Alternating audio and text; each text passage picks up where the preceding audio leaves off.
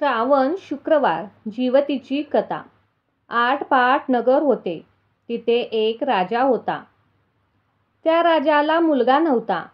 तेव्हा राणीने काय केले? एका सुईणीला बोलावले. मला नारवारी सकट मुलगा एक गुपचूप आणून दे. मी तुला पुष्कळ द्रव्य धन देईन. सुईणीने होय म्हटले. ती त्या तपासावर राहिली.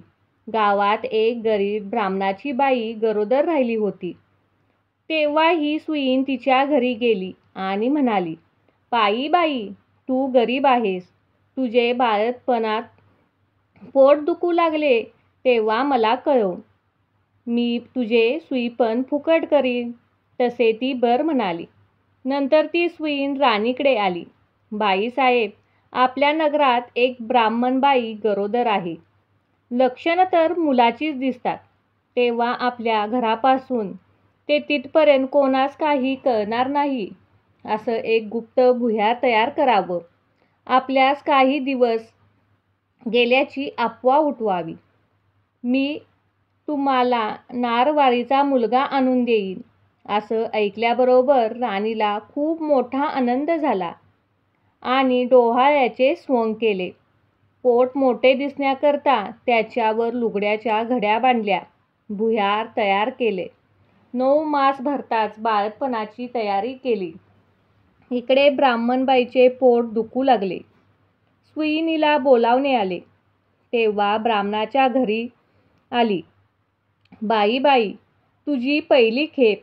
डोळे बांधलेस तर भिणार नाहीस असे सांगून तिने तिचे डोळे बांधले. ती बाळंतीण झाली. मुलगा झाला. सुईणीने एका दासीकडून भुयाराच्या वाटेने मुलगा राणीकडे पाठवला व तिने एक वरवंटा घेऊन त्यास एक कुच्चा बांधला आणि तिच्या पुढे ठेवला. मग बाईचे डोळे सोडले.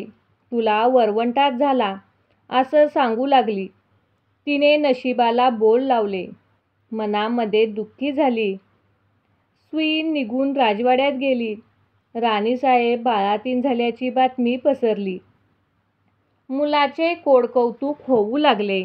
इकडे ब्राह्मणीबाईचा नेम धरला. श्रावण मासी दर शुक्रवारी जीवतीची पूजा करावी आणि नमस्कार करून म्हणावे की, जय जीविती आई माते, जिथे माझे बाळ असेल तिथे खुशाल असू दे. असं म्हणून तिने तांदूळ उडवावे. ते या मुलाच्या डोक्यावर पडावे. राजपुत्र मोठा झाला. एके दिवशी फिरावयास निघाला. त्या दिवशी ही न्हावून आपल्या अंगणात राळे राखीत बसली होती. तेव्हा त्याची नजर तिजवर गेली. हा मोहित झाला व रात्री हिची भेट घ्यायची म्हणून त्याने निश्चय केला. रात्री हिच्या घरी आला. दारात गाई वासरू बांधले होते. चालता चालता राजपुत्राचा पाय वासराच्या शेपटीवर पडला. वासराला वाचा फुटली. तो आपल्या आईस म्हणाला, कोण्या पाप्याने माझ्या शेपटीवर पाय दिला? तेव्हा ती म्हणाली, जो आपल्या आईकडे जावयास भीत नाही तो तुझ्या शेपटीवर पाय द्यायला भिल काय? हे ऐकून राजपुत्र मागं परतला. आपल्या आईपासून काशीत जाण्याची परवानगी घेतली. काशी क्षेत्रात निघाला.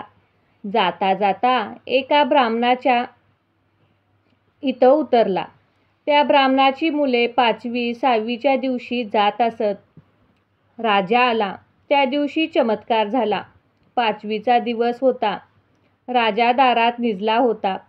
6वी रात्री आली व म्हणू लागली, कोण्या ग मेले वाटे पसरला आहे? जीवितीचे उत्तर करते, अगं, माझं ते नवसाचं बाळ जिवंत आहे. मी काही त्याला ओलांडून देणार नाही. मुलगा आज जाणार म्हणून त्याच्या आईवडिलांची चिंता वाढली होती. त्यांनी हा संवाद ऐकला. इतक्यात उत्तरात्र झाल्यावर सत्वी व जीवितीला आपापल्या रस्त्याने निघून गेल्या. उजाडल्यावर ब्राह्मणाने येऊन राजाचे पाय धरले. तुमच्यामुळे आमचा मुलगा जगला. आजचा दिवस मुक्काम करा अशी त्याने विनंती केली. राजाने ती मान्य केली. त्याही रात्री त्याचप्रमाणे प्रकार झाला. दुसरे दिवशी राजा चालत आला. इकडे या मुलगा वाढता झाला. पुढे काशीस गेल्यावर यात्रा केली. गयावर्जनाच्या वेळी आली. पिंड देते वेळी ते घ्यायला 2 हात वर केले. असे होण्याचे कारण त्या ब्राह्मणास विचारले. तो म्हणाला, घरला जा, साऱ्या गावाला बायका पुरुषांना जेवायास बोलव, म्हणजे याचे कारण समजेल. मनाला मोठी चुटपुट लागली. घरी आला. मोठ्या थाटामाटाने मामदं केलं. त्या दिवशी शुक्रवार होता. गावात ताकीद दिली. कोणी चूल पेटवायची नाही. सगळ्यांनी जेवायला यायचं. ब्राह्मणीला मोठं संकट पडलं. राजाला निरोप धरला. मला जीवितीचे व्रत आहे.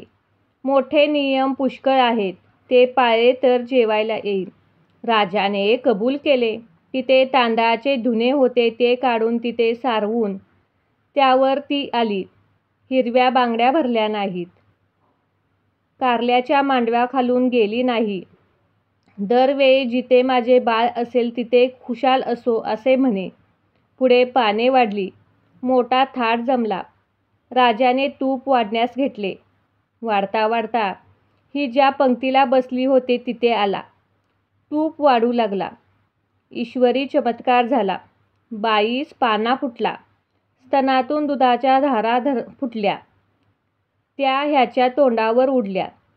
तो हाताने टोपेले ठेवून रुसून निजला.